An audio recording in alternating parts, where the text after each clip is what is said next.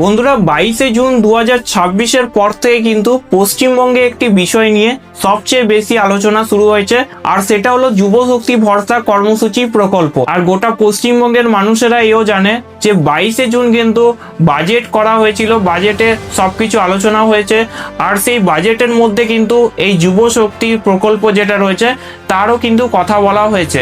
এবার কি কি কথা বলা হয়েছে, কিভাবে কি প্রকল্প চালু হবে, কবে চালু হবে, কি কি ডকুমেন্ট আপনাদের লাগবে, আর কারা এই প্রকল্প অ্যাপ্লাই করতে পারবেন, আর সবকিছু কিন্তু এই ভিডিওর মাধ্যমে আপনারা জানতে পারবেন। তো ভিডিওটি লাস্ট অবধি দেখবেন, A to Z সমস্ত রকমের তথ্য কিন্তু এই ভিডিওতে রয়েছে।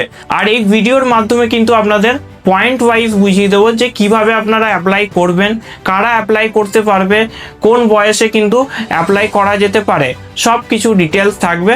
তো চলুন বন্ধুরা ভিডিওটি শুরু করা যাক। এবারে পয়েন্ট নাম্বার 1-এ আসি যে বাজেটে কি ঘোষণা করা হয়েছে। তো বন্ধুরা 22শে জুন 2026 তারিখে পশ্চিমবঙ্গের নতুন সরকারের প্রথম পূর্ণাঙ্গ বাজেট পেশ করা হয়, এটা কিন্তু সবাই জানেন। আর সরকারের বক্তব্য অনুযায়ী যারা পড়াশোনা শেষ করার পরেও চাকরি পাননি সেই বেকার যুবক যুবতীদের কিছু আর্থিক সাহায্য কিন্তু সরকারের তরফ থেকে রয়েছে, পরিকল্পনা করা হচ্ছে যে তারাও কিন্তু কিছু আর্থিক সাহায্য পাবেন। এবারে কারা পাবেন সেটা সম্পর্কে কিন্তু ভিডিওর আগে আছে, তো ভিডিওটি লাস্ট অবধি দেখুন। এবারে পয়েন্ট নাম্বার 2-তে আসি, কত টাকা পাওয়া যেতে পারে এই প্রকল্পের মাধ্যমে। বর্তমানে যেই তথ্যগুলো কিন্তু আমার কাছে রয়েছে সেইগুলো কিন্তু আপনাদের সাথেও আমি শেয়ার করছি। সেটা হচ্ছে গ্র্যাজুয়েট বা স্নাতক প্রার্থীরা প্রতি মাসে 3,000 টাকা পর্যন্ত সাহায্য কিন্তু পাবেন। যারা গ্র্যাজুয়েট রয়েছে, যারা বিটেক বিকম বা অনার্স রয়েছে, তারা কিন্তু 3,000 টাকা করে এই প্রকল্পের মাধ্যমে পাবেন। এবং অন্যান্য যারা রয়েছে, যারা মাধ্যমিক পাস আউট বা উচ্চ মাধ্যমিক পাস আউট 12 কমপ্লিট করা আছে, তারা কিন্তু 2,000 টাকা করে পাবেন এই প্রকল্পের মাধ্যমে। তো ক্লিয়ারলি আপনারা বুঝতে পারলেন যে যারা গ্র্যাজুয়েট বা বিকম বিটেক বা অনার্স তারা কিন্তু 3,000 টাকা করে পাবে, আর 2,000 টাকা করে কারা পাবে, যারা মাধ্যমিক বা উচ্চ মাধ্যমিক পাস আউট তারা কিন্তু 2,000 টাকা করে পাবে। এটা কিন্তু অফিসিয়ালভাবে বলা হয়েছে 22শে জুনই কিন্তু মাননীয় মুখ্যমন্ত্রী শুভেন্দু অধিকারী বলেছেন। এবারে পয়েন্ট নাম্বার 3-তে আসি যে এই প্রকল্পটি কারা আবেদন করতে পারবেন। বর্তমানে যে তথ্য আমার কাছে এখন রয়েছে সেই অনুযায়ী কিন্তু আবেদনকারীর বয়স 21 বছর থেকে 45 বছর হতে হবে, তবেই কিন্তু এই প্রকল্পটি অ্যাপ্লাই করতে পারবেন, অর্থাৎ ফর্ম ফিল আপ করে আপনারা সাবমিট করতে পারবেন। আবেদনকারীকে বেকার হতে হবে, কোনো কাজের সাথে কিন্তু আপনাদের যুক্ত হলে কিন্তু এই প্রকল্প থেকে আপনারা কোনোভাবে টাকা পাবেন না।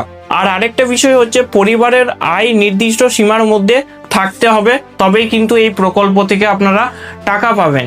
এবারে বলি যে পরিবারের আয় কতটা থাকতে হবে।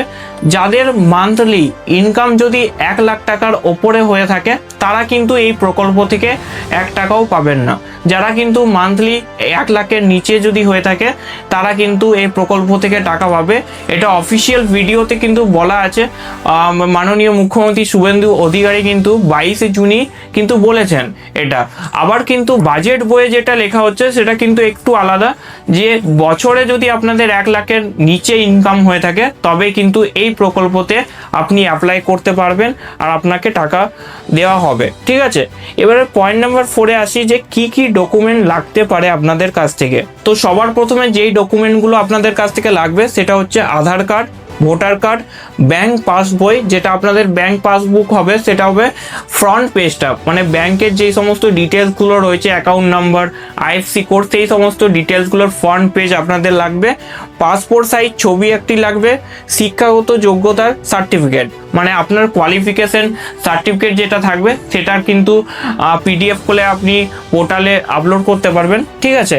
এবারে শিক্ষাগত যোগ্যতা সার্টিফিকেটের পরে কিন্তু আসছে আয়ের শংসাপত্র আপনাদের জমা দিতে হবে, আর বাসস্থানের প্রমাণপত্র, যেটা কিন্তু আপনারা আধার কার্ডের ব্যাক সাইডে আপনাদের ফুল ডিটেলসে অ্যাড্রেস আপনারা পেয়ে যাবেন, সেটা কিন্তু আপনারা দিয়ে দিবেন। তাই এইগুলো আগে থেকে আপনাদের প্রস্তুত রাখতে হবে। এবারে পয়েন্ট নাম্বার 5-এ আসি যে আবেদন কবে শুরু হবে। সত্যি কথা বলতে এই মুহূর্তে কোনো অফিসিয়াল আবেদন শুরুর তারিখ কিন্তু ঘোষণা করা হয়নি, কিন্তু একটা আন্দাজ আপনাদের দিয়ে রাখি, যেটা হচ্ছে অ্যাপ্রক্স অক্টোবরের কাছে কিন্তু অক্টোবর মান্থের দিকে ফার্স্ট উইকের মধ্যে কিন্তু ফর্ম ফিল আপ চালু হবে। ফর্ম ফিল আপ অনলাইনে কিন্তু পোর্টালে চালু হবে। অনলাইন পোর্টাল চালু হলে কিন্তু আপনারা ফর্মটি ফিল আপ করতে পারবেন। আর সেই ফার্স্ট উইকের মধ্যে কিন্তু আপনারা আপনাদের 3,000 টাকা করে, যেটা বলা হয়েছে যাদের গ্র্যাজুয়েশন কমপ্লিট হয়েছে আর যারা মাধ্যমিক বা উচ্চ মাধ্যমিক পাস আউট, তারা কিন্তু 2,000 টাকা করে পাবে। সেটা কিন্তু যেটা বলা হয়েছে সেটা কিন্তু অক্টোবর মাসেই আপনারা ফার্স্ট উইকে পেতে পারেন ফর্ম ফিল আপ করার পরে। সব কিছু ডিটেলস আপনারা A to Z fill up করবেন। আর আরেকটা ইম্পর্টেন্ট জিনিস কিন্তু আপনাদের মাথায় রাখতে হবে, সেটা হচ্ছে ডিভিডি লিঙ্ক। আপনার ডিভিডি লিঙ্ক করা আছে কিনা একবার চেক করে নেবেন। যদি করা না থাকে তাহলে অবশ্যই করে নেবেন। আর তার সাথে কিন্তু আধারের KYC, এটা আধার কার্ডের সাথে মোবাইল নাম্বার লিঙ্ক করা ব্যাপারটা রয়েছে, সেটা কিন্তু করে রাখবেন। সব কিছু নিট অ্যান্ড ক্লিন রাখবেন, তাহলে কিন্তু আপনারা ফর্ম ফিল আপ করার সময় কিন্তু ইজিলি ফর্ম ফিল আপ করতে পারবেন। সাবমিট করলে কিন্তু আপনাদের 1 থেকে 2 দিনের মধ্যে আপনাদের টাকা কিন্তু ট্রান্সফার করে দেওয়া হবে। কিন্তু ডিভিডির মাধ্যমে আপনাদের টাকা কিন্তু ট্রান্সফার করা হবে। লাস্ট টাইম যেমন অন্নপূর্ণা ভান্ডারের ডিভিডি আপনাদের চেক করতে বলা হয়েছিল, ঠিক তেমনই কিন্তু এই বিষয়েও কিন্তু আপনাদের ডিভিডিটা একবার চেক করে নেবেন। আর মোবাইল নাম্বার কিন্তু আধার লিঙ্কের সাথে লিঙ্ক করে রাখবেন। আর সব কিছু ডকুমেন্ট যদি আপনাদের ভ্যালিড থাকে, তাহলে কিন্তু আপনারা এই প্রকল্পটিতে অ্যাপ্লাই করতে পারবেন খুব সহজভাবে। তো বন্ধুরা, যদি ভিডিওটি ভালো লেগে থাকে তাহলে অবশ্যই একটি লাইক করবেন আর কমেন্ট করে জানাবেন। আর অবশ্যই বেশি বেশি করে এই ভিডিওটি শেয়ার করবেন।